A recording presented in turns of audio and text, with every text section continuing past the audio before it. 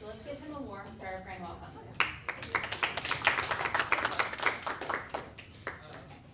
So we want to learn more about you tonight. So can you talk to us a little about your background, your family, and where you grew up? We're going to go back that far. So first there was fire, right? It's interesting because my background is really tied to our founding at Civitas. I come from a family of 9 kids. I actually have an African-American brother, a Native American brother, and a Korean sister. In addition to that, we had 25 foster kids who rotated through my house during the time I was growing up. My mom was a special needs nurse, and my dad was out of his mind. So we had a big, rowdy household, but nobody in my household had ever gone through to get a 4-year degree and go into higher education. My dad was educated in the Navy, my mom was a vocational nurse. So I was the first one in my family to go through. I was a 3rd child, and I went through and started at Mesa Community College after playing a whole lot of sports in high school, and then I kind of shattered my knee my senior year, and I wasn't going to play in college, and so suddenly I was in, jokingly say, post-traumatic jock syndrome, right, trying to figure out what I was going to do, and literally found some faculty members at Mesa Community College that changed my life. It really got me thinking about a different kind of trajectory, and I went from there to Arizona State, got my bachelor's, got my master's, and then went to here, UT Austin, to get my PhD.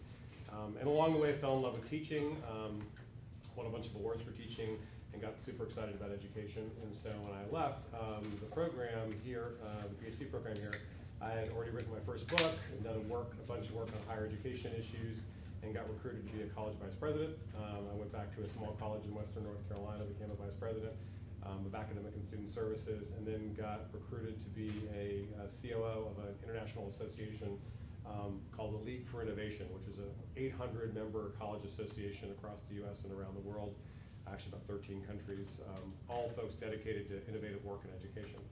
I did that for about 3 years, and then got recruited by, I wrote 2 more books during that time and did a bunch of speaking, and Oracle came, and Oracle wanted me to become their enterprise strategist. So I left and became the education enterprise strategist for Oracle.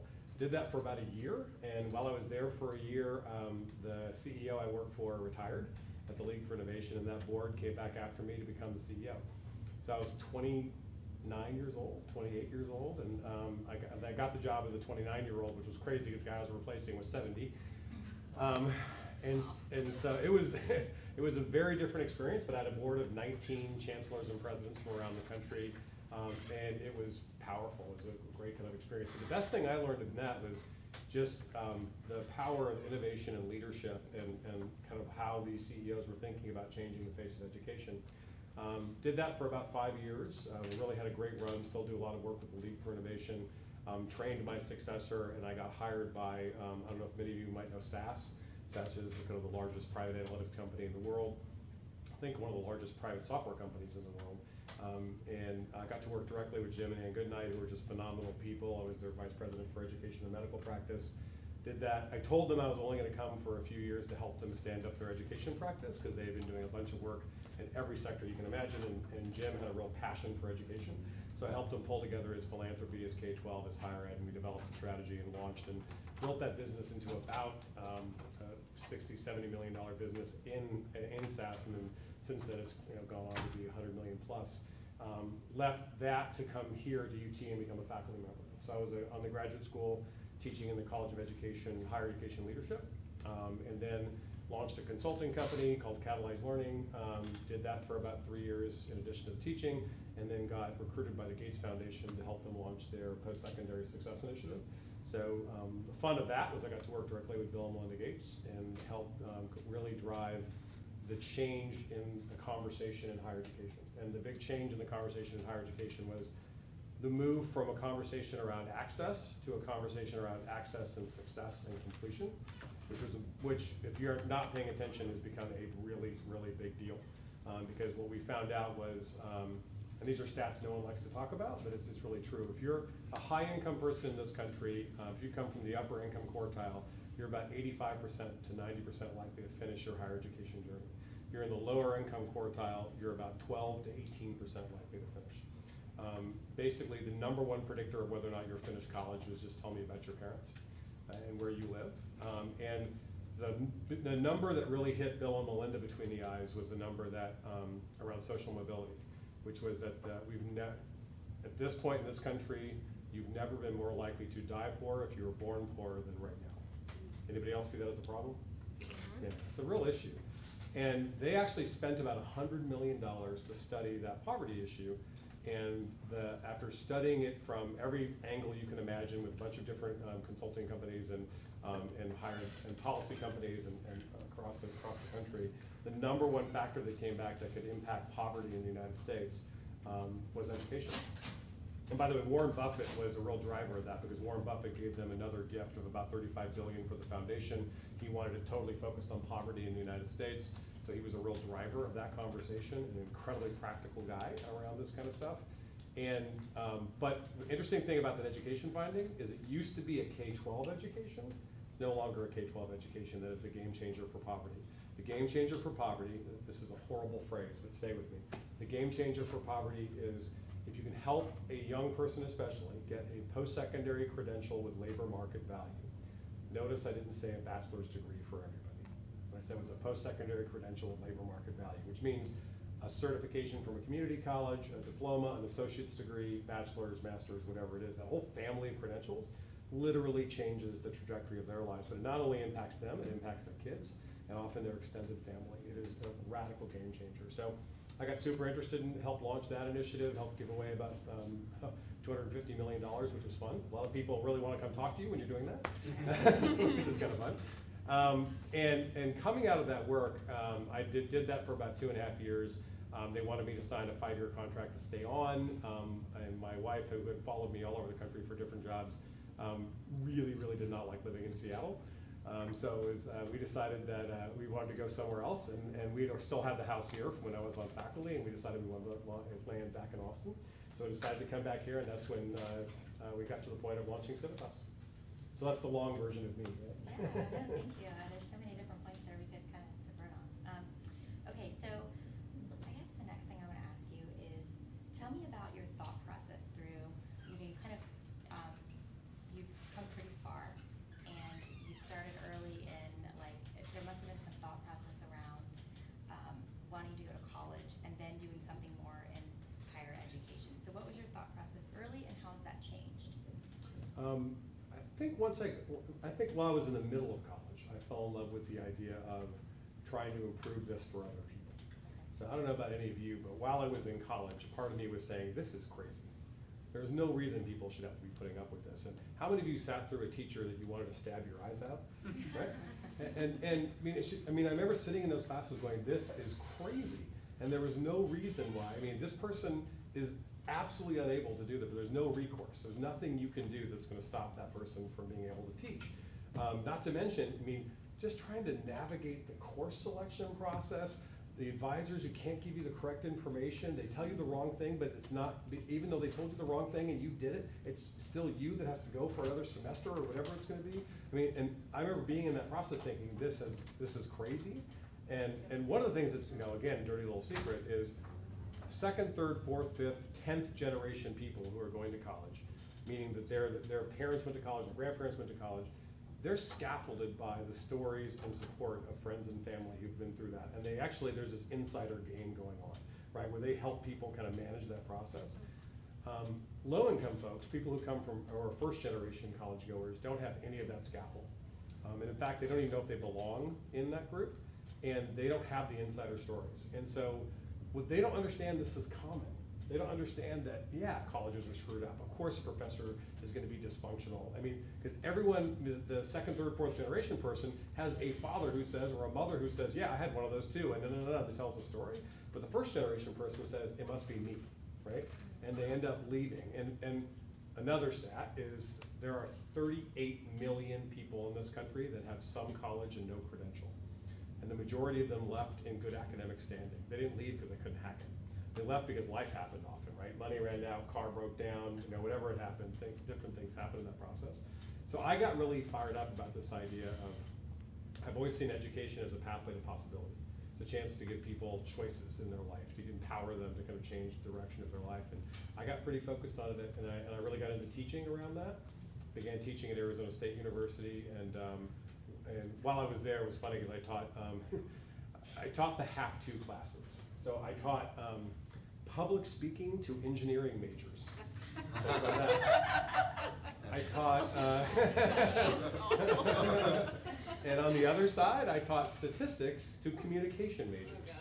Okay, so I mean, there was always these have-to classes. So part of my challenge was to get people who were taking have-to classes to actually get excited about what they were doing and get them where. And so I always kind of took that challenge, and I kind of fell in love with the teaching side.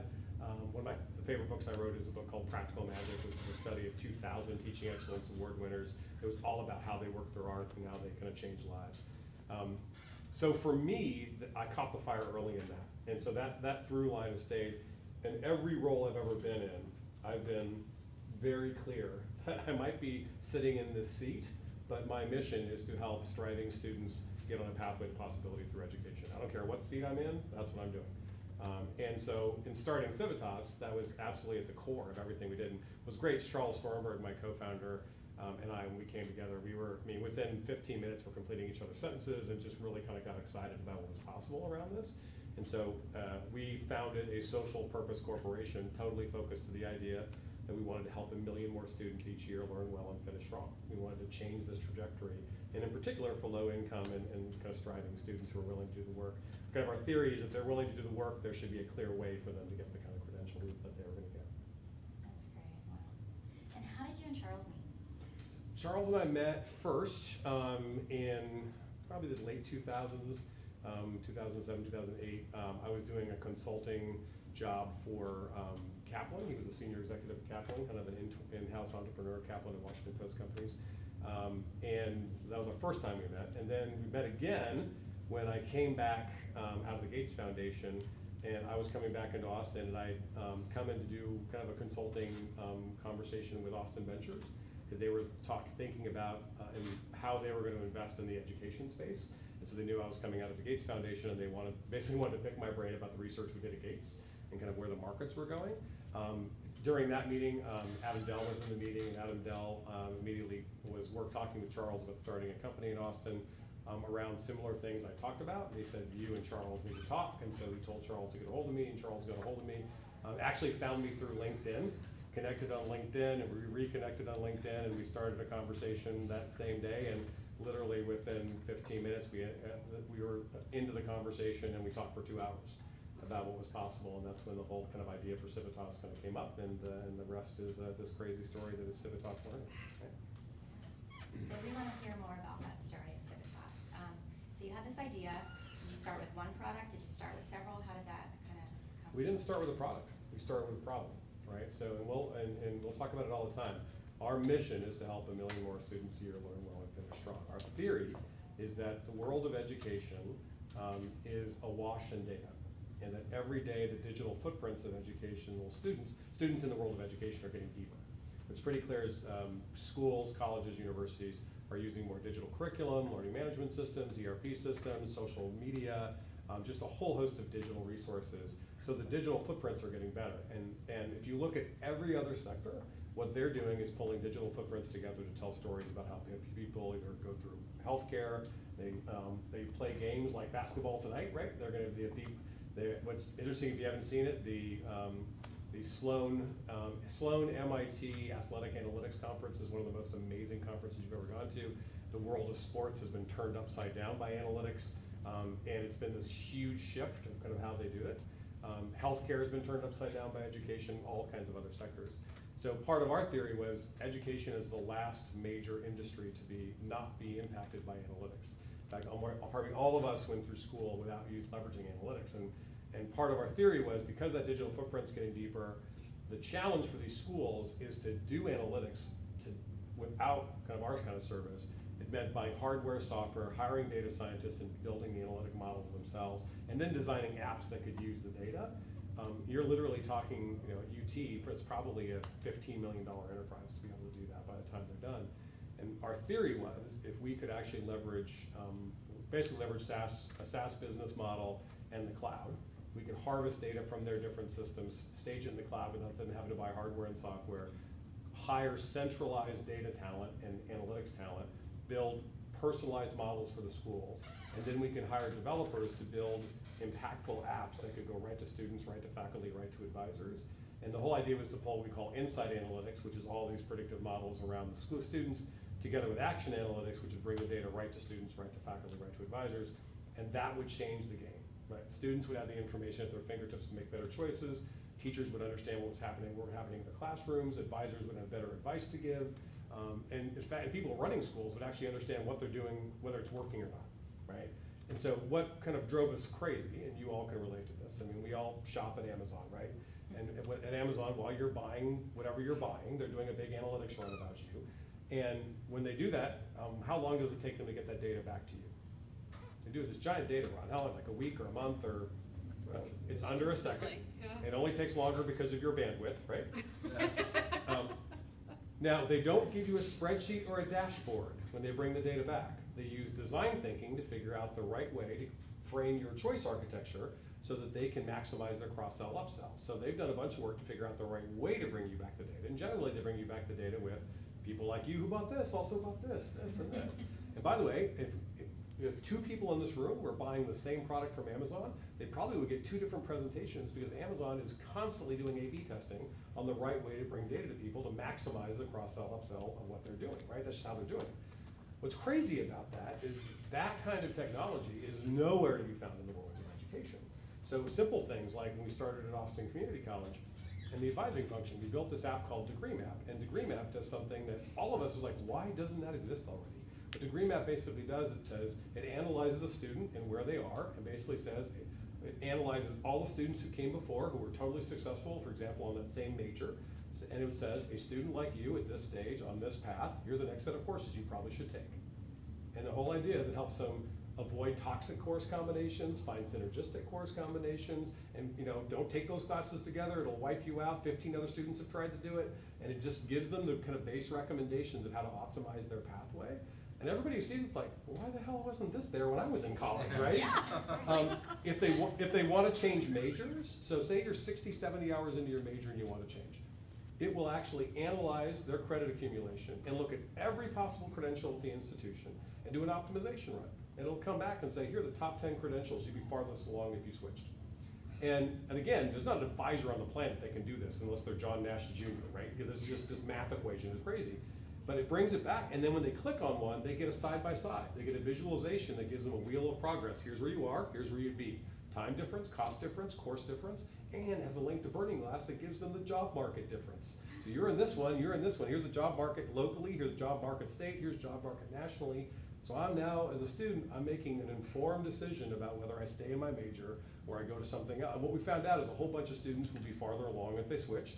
A lot of them found out if they changed catalogs, they'd be farther along. We actually found some students, get this, went back 2 years, we found 600 students who had earned degrees and didn't know it.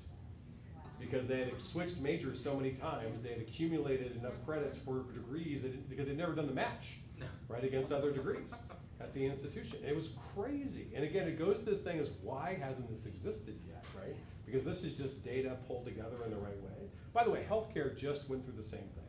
Because in 2007, 2008, electronic medical records came in and they finally started connecting the dots and started realizing, yeah, that prescription you just gave, it's probably gonna kill that person, right?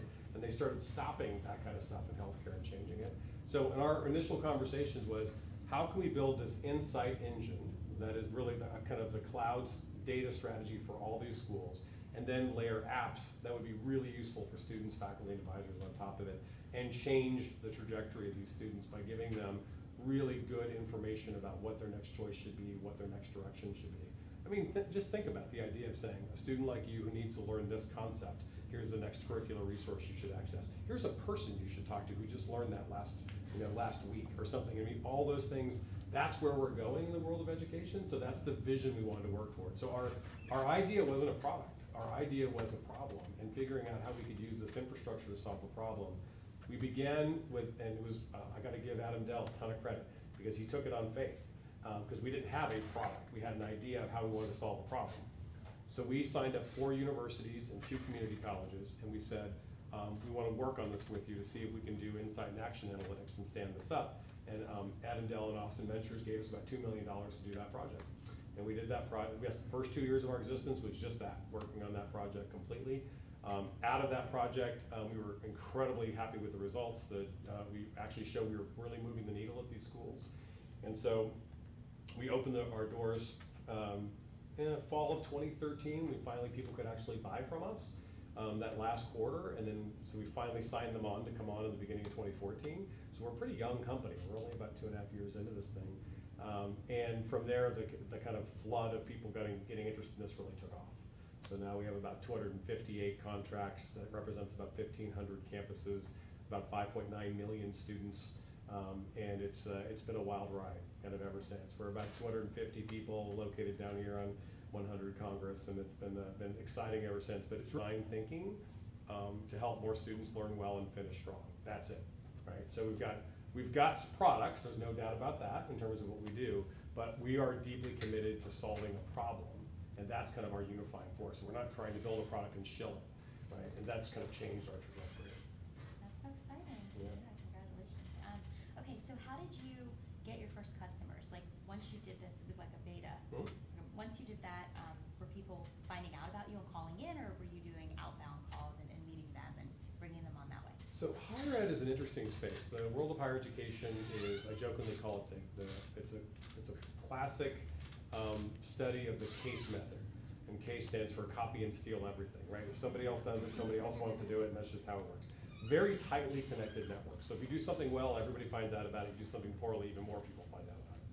So we were very strategic in picking the original betas because we knew that they would be kind of leading players in the space. So we chose Austin Community College and Valencia Community College in Orlando. They were two real main community colleges that anybody around the country knows them. They know those presidents.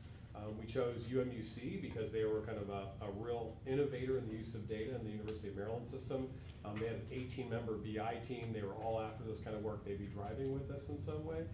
We chose folks like Strayer, who were just kind of in the proprietary sector, who were really aggressive about taking this on. So a lot of it in UCF, University of Central Florida, is a real player in blended learning and education. And it was all about them believing in us and showing the results. Once we were able to show the results, we literally opened the doors and said, okay, we are not opening up. This is kind of unique in that we did not open up the doors and say, y'all come. We specifically, we had a kind of an exclusive strategy where we said, we're gonna have a pioneer year. And in this pioneer year, we were looking for institutions that are deeply committed to student success. They have a stated goal of trying to help more students succeed, especially students from diverse populations. And two, that they have an orientation towards data. They really get the idea that data matter. So we literally took 4,500 institutions that are in higher education. We cross-referenced it with major initiatives, grant programs, associations that all were related to the kinds of things we were doing. And we narrowed the kinds of people we could work with down to about 240 institutions. We hired a couple of people just to come in and work with us. We called them strategic partnership directors. And their whole goal was to reach out to key players in that sector and those institutions. And I know a lot of them, Charles knew some of them. And we just had one-on-one conversations and said, we're gonna do a pioneer year. Here's what we found in the first stage, here's what we learned. You call them, because I know what you're gonna do. The minute I leave the meeting, you're gonna call them anyway, so go ahead and call them. And we opened the doors, and it really took off. I mean, from that point forward. And what happened is we started getting, and if you understand, the innovation diffusion theory stuff, right? We got the innovators and early adopters, got really excited about this and began to come in. And part of what we're doing now is we're clearly in the cross the chasm moment where we've got a good group of innovators and early adopters who are standing up great case studies, and now we're getting to the early majority. And the early majority folks now, and those of you who know this theory, early majority folks need models. They want to see actual case studies and models and outcomes. And so we have that because we've done that with the early adopters and the innovators who are doing that kind of outreach. But it also means we have to grow up as a company, which means we have to we literally until this year, about 6 months ago, have invested almost nothing in marketing, almost nothing in product marketing. Everything was about doing the work and about connecting the network. We actually developed a website called Civitas Learning Space, which was this online community where the schools could actually connect with each other and share case studies and models of what they were doing. And in some ways that kind of took care of itself, right, in terms of bringing new folks in. But now we're at the stage where when you get to the early majority, you actually need product marketing collateral. You actually need more of those kinds of traditional resources. So now we're standing up more of that kind of organization to do it. So I'm not sure if our model is replicable in other sectors and other places, but we absolutely ran the playbook of trying to find the right kinds of customers up front who kind of shared our theory to stand up the model, because part of it is if we do this right, if we do this right, we will change the way everybody goes to college within the next 10 years. It just fundamentally we will. Because no more flying blind, people will have much better information about what they're doing, better resources at their fingertips, and people will be able to make substantively better choices, as they're going on these journeys. So we had to find the right people that were willing to be committed to that kind of vision if we were going to do it. And I think in some ways that's kind of a social purpose corporation probably has that kind of trajectory in the beginning because you're trying to find like-minded people to kind of stand up the work they're doing. And how many products do you have currently? Well, our signature product is our Student Insights platform, which is the core data service of us harvesting the data, staging in the cloud. And the way people access that is through a product called Illume. So Illume, everyone does Illume with us. And on top of Illume, they do different apps. And so our signature apps are Degree Map, which is the one I was telling you about earlier. We have an app called College Scheduler. College Scheduler is a killer app. What College Scheduler does is tell us which courses you want to take, tell us about your life, right? You work on these days, you have only these days to be able to learn, you only have childcare on these days, whatever it is. It takes your classes and your constraints and it looks at the class calendar, the course calendar, does an optimization match and says, here are the 10 schedules that work for you. And then you're able to pick one of those and click register and it registers you. How many of you would love to have that, right? Like same kind of thing, right? And then we have an app called Inspire for Advisors that actually gives advisors a heat map of the students they're in charge of and tells them which ones are on track for success, which ones are probably in trouble. And it's updated every day. And what's great about that is it helps them actually try and test intervention outreach and try and test inspiration outreach. Because for some students, it's about the right time, kind of like congratulations. For other students, it's actually kind of doing a quick intervention to say, I'm just checking in, is everything okay, right? And they can test it with that app. Then we have an app for faculty called Inspire for Faculty, which gives them a heat map of engagement for their class. So they can get an idea of kind of who's phoning it in and who's really trying, and it's actually been really powerful, the faculty have been leveraging that. And then we've got a set of tools like Data Mart that people can use for that kind of work. And then we're also developing specific programming around nudges. And so our nudging program, we've sent about 1.5 million nudges in the last year, which is basically just kind of those kind of interesting inspirations and interventions to help remind students at different times. So that's our kind of core suite. It's the platform with Illume, and then how people work with us is they choose whichever apps they want to use. Some use no apps, some use 2 or 3. If you're at Arizona State, you use everything, and they do. And then you've got folks who are actually using the Data Mart to build their other apps. A big part of our strategy, by the way, is the idea of the Data Mart and Open API so that people can build for our platform.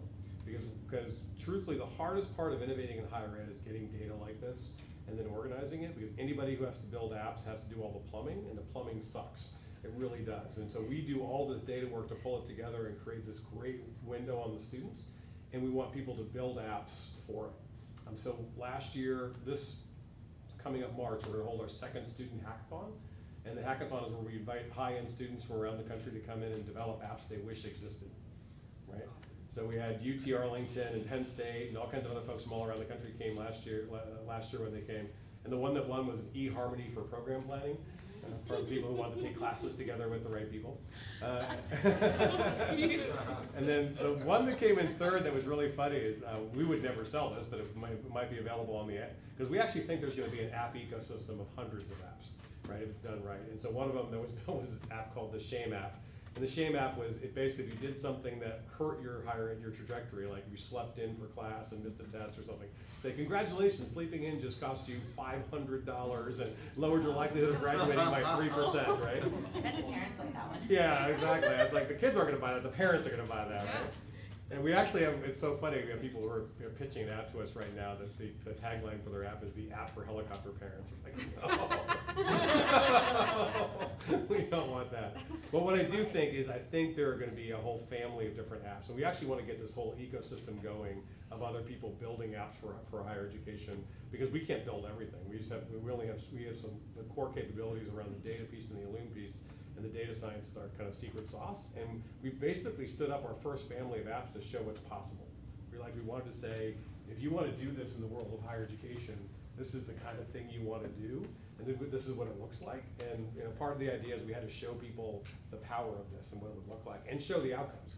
Because we've done really hardcore research on the outcomes, and we've seen anywhere from 3 to 12% bumps in persistence in graduation, but just by getting data to people in the right way, and that's powerful. That's a big difference. You're talking about, and we've done the math on this. If we want to get to 1 million more students a year learning well and finishing strong, we have to help the whole of higher ed get about 3.5% better each year, right? That's how it works.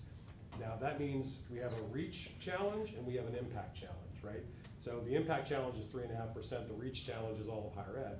So the other way to get there is to get to about half of higher ed and then get double the impact.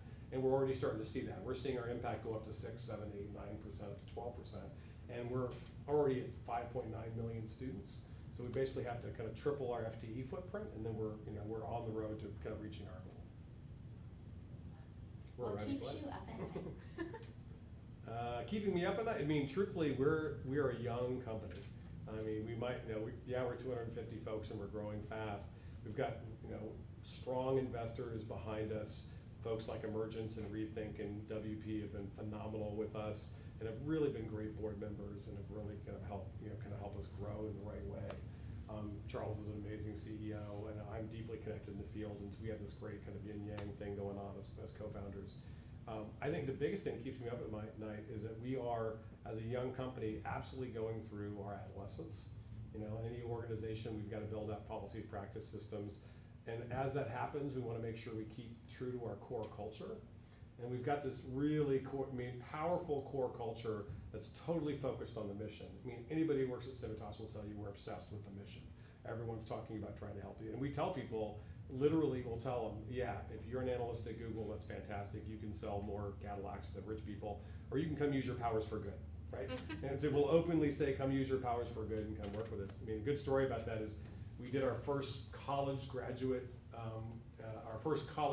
young college graduate recruiting to find new graduates to come work with us. And our goal was to get probably 5 new people. And we went to some of the best CS and data science programs in the country, literally Carnegie Mellon, Princeton, went to Rice, went to UT, and we wanted to get 5. And so we looked at the industry standard and they said, well, it's probably 3 to 1, 1 out of 3 will take your offer. So we put out 14 offers, and they were to the absolute best students in these programs. All 14 said yes. Wow. And so we had this moment where we had it literally in our ELT, we're sitting like, okay, what do we do now? Do we say no to 10 of them? It's like, oh my gosh. And so we said, you know what, within 8 months, we're gonna have to hire the equivalent of this many people anyway. Let's just bring them in all at the same time. We're gonna do a boot camp, we're gonna bring them all in, and I'm not kidding, on July 5th or 6th, we're gonna have 14 brand new college grads that come in at the same time. And it's gonna be great energy for our place, but it gives you an idea of the draw. And so what keeps me up at night is I think we are at the stage where we've got this great energy, great culture. Our cultural meme, we actually hold on to this, is we say it out loud, is it matters, right? For everybody at Civitas, it matters. And we basically say 3 big things matter. The work matters, the people matter, and the mission matters. And if you're a person for whom the work matters, you really want to do the best data science, design thinking, whatever kind of work it is. People matter, you want to work with ridiculously talented people, you want to work with committed people in the field. And a place where this kind of mission matters, where we're a fit. If you just want to punch a clock, we are the wrong place to work. We really are. It's just going to be a bad fit. And so that actually helps us kind of find it. But it means we've got to figure out a couple things. One, we've got to build out the systems, processes, policies, and practices to become a bigger, more mature company. You just have to do that. And I've worked at places like Oracle, I've worked at places like SAS. I understand what those big companies look like and why they have to do what they have to do. I get that. And part of growing up is you got to go through your adolescence. So I would argue we're all elbows and knees right now in trying to figure out those things. But at the same time as you do that, you've got to keep your culture. And so we're pretty committed to this idea of the It Matters culture and kind of anchoring that in everything we do. And so what keeps me up at night is making sure we don't change who we are, in the kind of growth process, and try to keep true to that entire process. Charles will jokingly say, we have this whole conversation once in a while, we say, we do not want to become this soulless bureaucracy organization, and we want to absolutely stop that. So we have this kind of come to Jesus conversation on a regular basis. We're not becoming that, right? It's like, no, we're not becoming that. We're not going to let each other become that. Even to the point where if you come to our offices, and some of you have been to our offices, when we built out our office, we used to be on 5th Street, in this kind of nondescript brick building across the street from AISD, and we started on half of the 2nd floor.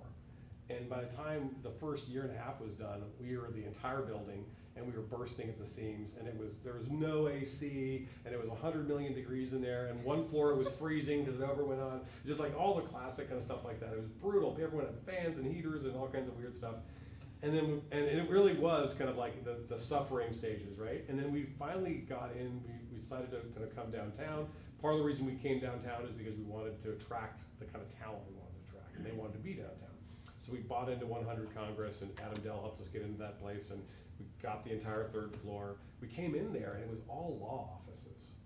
And it was all wood paneled offices and window offices around the outside, and we said, no way, this will not work for us. And so literally part of our contract was gut this entire place, and we're gonna redesign it. And we went to Frog and IDEO and all these software design companies, and we said, what's gonna represent us? And so we redesigned the interior with no exterior offices on the windows, none. And the idea, we put kind of like outside pod areas so people can meet on the outside. We put kind of, all of our meeting rooms are now on the outside so people can be on the windows. The idea is that everybody has a window office. You can all get up and go work on the windows whenever you want to work. And we've got a view over Town Lake. We've got a view, it's really kind of great for that. And the other thing is we didn't finish a lot of stuff. We actually went with unfinished doors. We went through with the kind of like stained stone floors. And literally our theme was scrappy chic. Right? You might have this scrappy chic feel, right? And it was all because we wanted to find a symbolic way to say we wanted to keep with this culture, right? This whole idea of mission-driven, startup, totally focused kind of culture. And you're going to have to watch us to see if we succeed as we get older and we kind of get out of our teen years. But for me, that's what keeps me up at night, is making sure that process goes through. I'm pretty clear that our senior executive team is radically focused on this mission, so I'm not worried about that. And I think we're off to a really good start. There's a ton of work to do around that area, and we just have to make sure we keep delivering on the promises. And what are your plans for growing, like over the next couple of years? Are you trying to double, triple? What does that look like? Yeah, what's good for us is we don't have a board that is trying to, what I would call show and go, right? Have massive performance and then try to sell. In fact, Charles and I have talked a lot about this idea that we want to be a company that actually acquires other companies and becomes this kind of gold standard in the world of education that changes education. So we don't have these grand plans to kind of triple and go IPO and then try to sell out. In fact, our exit strategy is achieving a mission, right? Our exit strategy isn't about selling a company. So it's for us, it really is about trying to make sure we can make the impact we want to be able to make. And I think that actually keeps us focused on our core business in probably an authentic way. Sure. What's ironic about that is it's very similar to my beliefs. I still do a lot of coaching, especially in basketball. I coach youth sports and basketball for a long time. And I've always said, if you're deeply learning centered, winning takes care of itself. Totally focus on developing the kids and getting them as good as they possibly can be. Do not focus on trying to win every game. Focus on developing the kids, and good things will take care of itself. And in the last 5 years of coaching, I think our teams have gone 65-3, right? And so it's just, and again, it's ironic. It's just, and it's not. I stole that, by the way. That's John. If you're talking about John Wooden, Dean Smith, lots of other folks have had that kind of theory. I think it's the same way with this kind of business. Focus on achieving your mission, and good things will kind of happen and take care of yourself. So I don't think we have this kind of idea that we want to triple in 3 years and then go IPO and sell out. None of that stuff. I think our thing is about trying to achieve the mission. And I think some of that will take care of itself as the kind of things come together. We've done 3 acquisitions since we've been formed, and we've got a good chunk of money from WP that's helped us kind of do some strategic acquisitions. We'll probably bring some other folks on in the coming months. So it's a combination of accretive growth and then kind of organic growth. But we haven't been slow so far. It's been pretty exciting to watch how fast we've grown. And again, our biggest challenge in that is keeping core to who we are as you're growing as fast as we're growing. All right, so I have one last question, then I'm going to open it up to the audience to ask you questions. So what advice would you impart to an entrepreneur in the room or somebody who has an idea for a startup, maybe in a specific industry, inside or outside of education? What advice would you give them? I think clarity around your idea and getting clear about what your theory of work is. Why do you think what you're going to do is going to make a difference in whatever sector it's going to be? That kind of clarity really matters. I think sometimes there are people who feel like they have to find the product and shill the product. I think it's really important to figure out what problem you're trying to solve and then what's your theory about how that works, right? And by the way, it's not just my perspective. That's exactly what I've heard directly from entrepreneurs who have been incredibly successful. So Jim Goodnight, who founded SAS, was a tenured professor at NC State University when he started. He founded the company. He didn't found the company. He founded the product by building a software product to solve agricultural problems that got a big grant from the U.S. government. He ended up creating a consortium of universities around the country that all wanted the same software. And so he sold membership into that as part of the University of NC State. The chancellor of NC State came to him one day and said, "You realize this is a university. We can't do that kind of thing here. If you're gonna do that, you're gonna have to leave the university." And he basically said, okay, you're gonna give up, and if you understand tenure in higher education, he was a tenured full professor, you're gonna have to give up tenure if you want to do this thing. And he wasn't making a ton of money at the time. I mean, they had some base subscriptions for it, but he was, knowing Jim, he was pissed off he was being forced to do anything. And so he and 4 other professors who had helped develop the product said, okay, here's what it's gonna take. If we're gonna do this, we have to all give up tenure, and we have to go across the street and rent space and solidify this product and create a business model to kind of stand this up. And they all looked at each other, are you crazy? And they literally began talking about it. And what was interesting about it is 4 of the 5 said yes. The 5th one, his wife wouldn't let him do it. And so he's the 5th Beatle. And so the 4 of them gave up their tenure and went across the street, and now SAS is a $4 billion company, private, totally private. Its valuation is probably well over $20 billion, if not even more. It's been a cash machine the entire process. And he's never gone public because he never wants to go public. He wants to run it the way he wants to be able to run it. But he told me specifically, he knew why he wanted to do it. He wanted to change the way agriculture was being done. It was being done in this intuitive, old school nonsense way, and he wanted to bring science into agriculture to feed more people. Because it literally was, in the 1960s, before dwarf wheat and other things, that you're literally looking at billions of people dying because we couldn't actually do agriculture without intuition.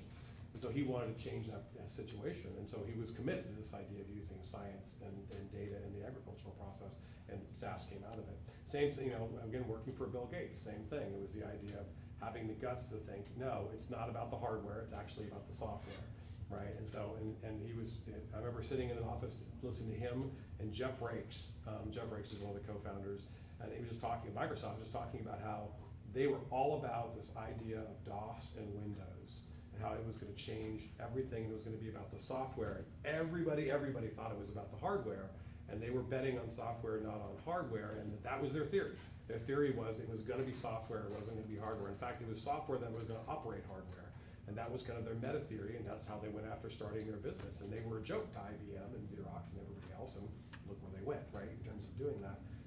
And Warren Buffett said the exact same thing. When I was working with them at the foundation, Warren Buffett just said, his favorite companies to invest in are people, and this was his line to me, are people who understand their theory of work. They know what they're doing and why they're doing it. They have a theory for why they're doing it, right? And that's how they drive into it. So my biggest piece of advice is get clear about your theory of work and why you want to do it. Get connected to ridiculously talented people and try to find talent. I was blessed to connect with Charles. He and I both have networks. I connected him with great higher ed people. He connected me with great business people, and we've been able to build something kind of special around it. You've got to find great people because that really makes it kind of work in this process. And then just buckle up. Just buckle up, because it's one of the best lines Adam Dell gave us when we were really kicking off Civitas. Is he said, guys, I hate to tell you this, is he goes, the two rules in this world as you're standing this stuff up is you have to realize it's going to hurt like hell and you can never quit. Right? If you want to be successful, it's going to hurt like hell and you can never quit. You're going to have all kinds of downtimes as well as the uptimes, but you cannot quit. You got to just kind of dig right through it. And I think that's been pretty true. We've definitely had times that have been radical successes and other times when things just did not work and you just have to dig out the other side. That's good advice, thank you. Yeah. Okay, so I want to open it up for questions. Who has questions for Mark? Yes. Yeah. Mark, thanks so much for taking the Friday to come out and be with us. She wanted it to be a Tuesday, but my crazy 200,000 miles a year schedule wouldn't cooperate. Sorry about that. My question's a two-parter, hopefully quick. One, I understand there are laws around student privacy. I'm wondering how you work through the institutional barriers to having that data shared by the institution. And two, then do you have a benchmarking model where cross-institutionally, students at Group A can actually compare what's going on all over the country? Great question. So in the world of higher education, the legal authority around student privacy is something called FERPA, which is the kind of the federal educational research organization that kind of drives it. We are a FERPA agent for the institutions we contract with. So as we go in to work with the institution, we're almost like a contractor that works with their data. So we're totally under their FERPA umbrella. And so what we do is we actually, any data we get from them, we de-identify, anonymize, tokenize, and before we even pop it in the cloud. And so our whole work, and we take it out, do our data science magic with it, and then bring it back, and it's all put back into their infrastructure on their side. And so we work under that umbrella, which actually makes that work. Now, while it's in the cloud, all of them have given us access to their de-identified tokenized data, and then that's where we do our benchmarking. Is we're able, and we've actually just gotten to an end where we feel comfortable enough doing the kind of large scale, what we call community insights work, and the idea of sharing across. And by the way, we're about to release the ebook on that in the next 2 weeks, our first round of kind of deep community insights. And some of the fun findings out of that is one is clearly demography is not destiny. It's not about demographic variables and ethnicity. It's actually about what students do. Student behavior is far more predictive. Within 2 weeks of behavior, what they do is more predictive than who they are by far, which has been really kind of powerful. We've actually found the power of grade signals beyond the tough courses. Other courses have real power of kind of grade signals in terms of what works and what doesn't, which is also kind of neat. We've also found that getting data right to students, right to faculty, right to advisors the way they need it absolutely can move the needle. We've seen really good data around that. And we've also been able to study the impact of different kinds of intervention programs that different colleges and universities have been using. And now they're sharing that information with each other. And some of the simplest ones is the best outreach to a struggling student is not some kind of big formal thing. Literally the best outreach to a struggling student is somebody they know at the institution reaches out and basically says, "Are you okay?" That simple message has the best response rate, connection rate of anything, and that's the kind of thing that I love. That they're kind of all these institutions are now becoming student success scientists, right? And trying to figure out the best way to kind of reach out and connect with our students. And what I'm really excited about is the idea of again, turning the lights on in this process so that it's not this kind of cryptic process that a lot of people have had to go through for years, which will, I think, change the game. Back here? So it's a little bit of a high level thing, but with all this data that you're aggregating, and when I went through higher education, I had lots of problems and issues, and it took me forever to just get an associate's degree, and there was no assistance for me, and a lot of this stuff would have helped me actually get through all this. Is there the potential for completely restructuring the higher education system and the certification process and what the future of education looks like based on this data to where we're not so worried about a bachelor's degree? Absolutely. So I think this is probably going to, I've said it openly on keynote stages around the country, I think this will probably usher in a golden age of learning. I think it's going to change the way people learn. I think you're going to actually see more modular learning, the idea of being people able to get badges that lead to certifications that lead to degrees, and people will be able to kind of maestro those together at different points and times in their life, and for it to make a lot more sense. I mean, it just, the comical things, and they're only comical because we don't put people with them. The minute you put people with them, it's tragic. The tragic things in higher ed are things like students who are on financial aid, who have to keep full-time status and can't get the courses they need to graduate, and so they end up taking courses they don't need, spending money they don't have. And when you look at we're talking about bubbles, right now the student loan debt in this country is $1.3 trillion, okay? A middle to low income student is more likely to leave higher ed with debt than a degree. That is unconscionable. Yep. Unconscionable. And that's the kind of nonsense we want to stop, right? And the idea of actually trying to find a way to get them better resources and trying to get them better information to kind of make that journey more rational process. Just think about transfer articulation. You go from Austin Community College to UT, or you go from Valencia Community College to UCF, and with programs that aren't aligned, leveraging the analytics, and you've got students who are losing 12, 20, 30 hours of credit, having to retake courses because the programs don't connect with each other. That's, again, crazy. Institutions that are literally walking distance from each other that haven't aligned their programs, right? Those are the kind of things we want to totally change. Yeah. This is kind of of a little back into your history, but as far as getting your different degrees, what did that process look like for you as far as were you working once you graduated with your, first degree, or did you go straight into school? I'm always thinking about that, seeing professors who just went through the school system and never worked or never had real jobs and just did, not saying being a professor is a real job, but, having a workforce job versus being a professor, like, not saying one is better versus the other, that's what I'm asking. What did you do? So it's funny you're saying that because I'm actually writing a book right now. It's called The Handbook for the Working Learner. That was all about, part of my theory is that and I've written like 8 books and 150 articles, but this one is really near and dear to my heart because it's about this idea of helping students who are the ultimate striving student, somebody who's working while they're going to school. Right. Most of the student success literature is for people who are right out of high school going to live full-time on a campus, which by the way represents only 20% of higher ed right now. Right, so people forget the working student. So I actually began at Mason Community College bussing tables at a local restaurant, and did that for 2 years before I became a waiter. And I waited tables at a great restaurant called Rusty Pelican, and made great money. And I learned actually as much waiting tables as I did in 2 of my degrees. And I learned about how to read people, I learned how to manage my time, I learned how to work with other folks, learned about systems, learned about processes, learned about cultures. If you pay attention, you can learn a lot in that entire process. And I basically, what's funny is I waited tables all the way through my master's degree. And part of it is because it gave me, even though I was on graduate regent scholarship by that time, I graduated summa cum laude, was on full scholarship to go to my master's. I kept working because of the flexibility it gave me in terms of my ability to kind of live more comfortably and not to take as much debt out, right, if I was going to drive that. And then the first time I didn't work while I was going to school was when I came to the University of Texas at Austin. When I say didn't work, I mean the only thing I did was teach. Because I was waiting tables and teaching at Arizona State University. When I came here, all I was doing was going to graduate school and teaching.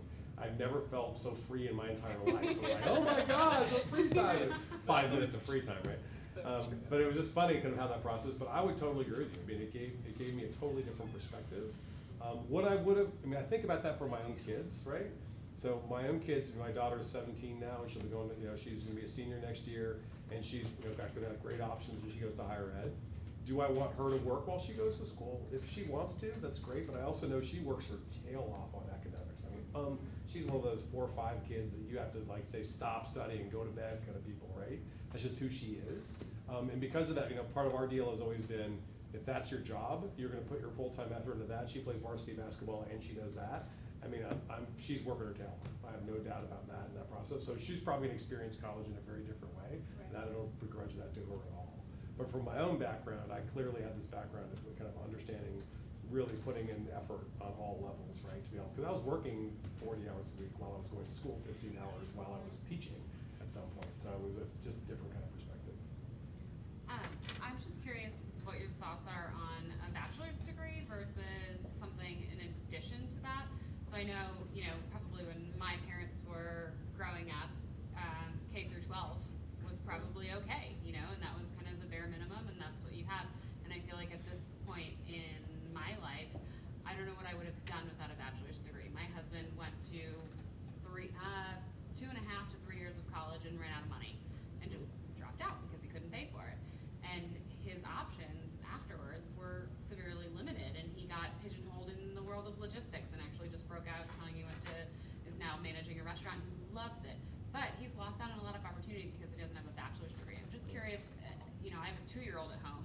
What's his life gonna, or what do you think his life will be like? Will he need I would think a minimum of a bachelor's degree. Will he also need a master's degree growing up? What do you think? So, complicated to answer this question, and stay with me if you're with it, but what's happened in the workforce, and if you look at the Georgetown Center for Education in the Workforce, there's actually really great studies on this. There is clearly a credential bump. Getting an associate's degree is good.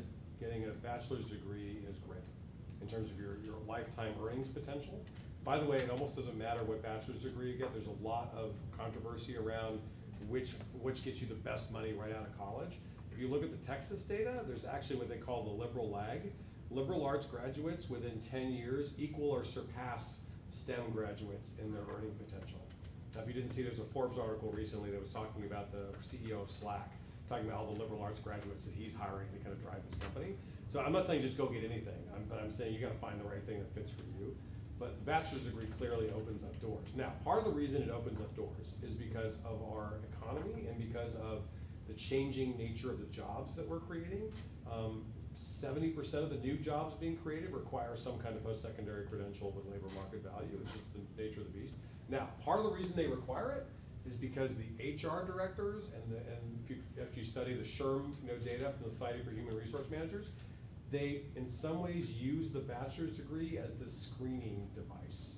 It's not that they actually think you need to have a bachelor's degree, is that they use this as this kind of a pre-screen device for tenacity and grit and for mindset and a host of other things, and they're actually beginning to challenge it. And even where you get your bachelor's. So if you look at the data from Google recently, Google has flipped away from hiring from specific programs because they've actually found the signal of any bachelor's degree is as good as which bachelor's degree, which institution you went to. So there's a lot of things shifting around that. I still remember when I was working with Bill Gates, he was talking about, well, that's nonsense. If somebody has demonstrated the capacity and knowledge to be able to do something, you should just hire them anyway, kind of a thing. And you're talking about a guy who only had 2 years of college, dropped out of Harvard to start Microsoft, right? That's his background in this whole thing. And I said, Bill, I said, that sounds great. I said, but I'm gonna challenge you.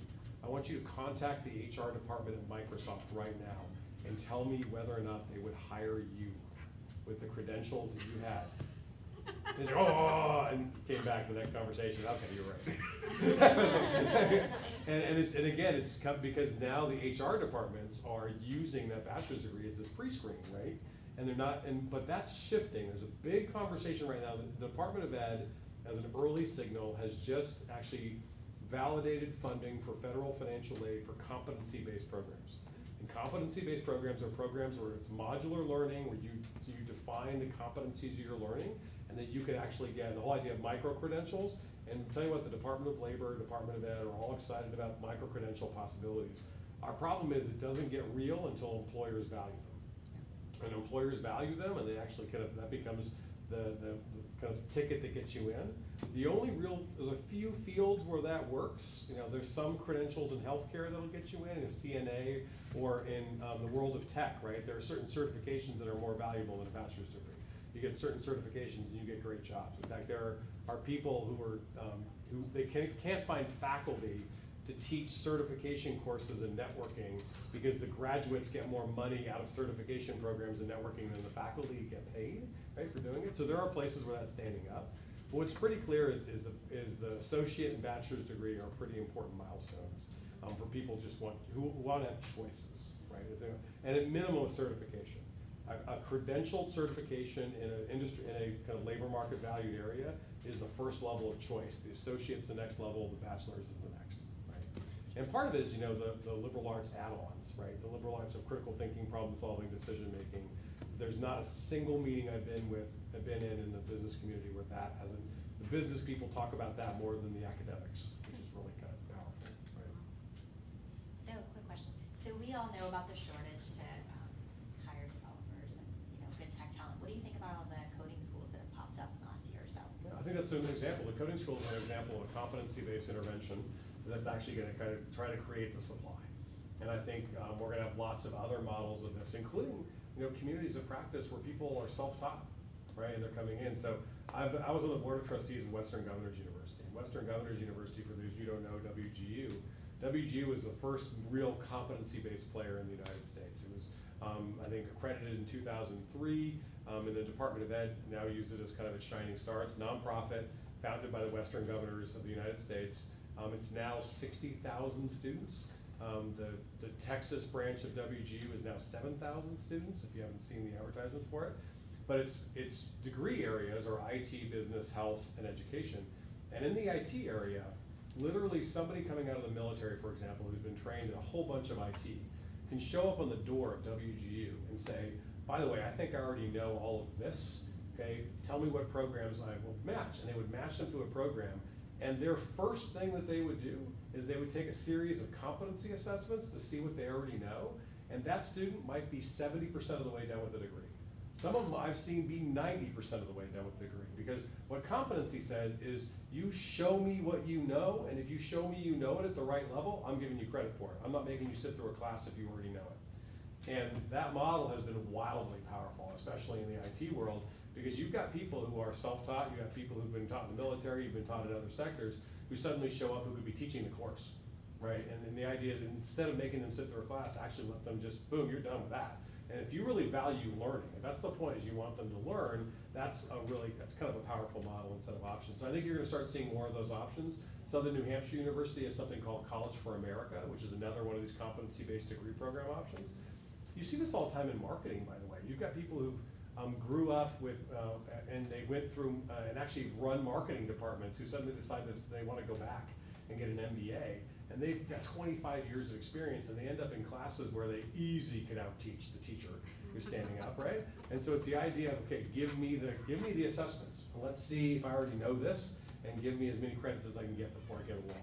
You know, all of us have probably sat in classrooms where you're like, oh my Lord, this is just, I'm literally punching my ticket, right? I already know this, and that's part of the problem. Because our model is still an industrial factory model on an agrarian calendar, trying to meet the needs of the information age, right? And so there's a lot of changing that has to happen. And I think one of our visions at Civitas is the idea of turning the lights on changes that dynamic, because you can figure out what actually works to help people learn. That's so neat. Well, thank you so much for being here with us. We're excited to see you guys at Civitas reach your mission, and anything we can do to help, we'd love to. Yeah, anything we can do to answer questions or connect, feel free to reach out. We are clearly deep in Austin roots, and we care a lot about this place, so we're glad to help in any way we can. Thanks, folks.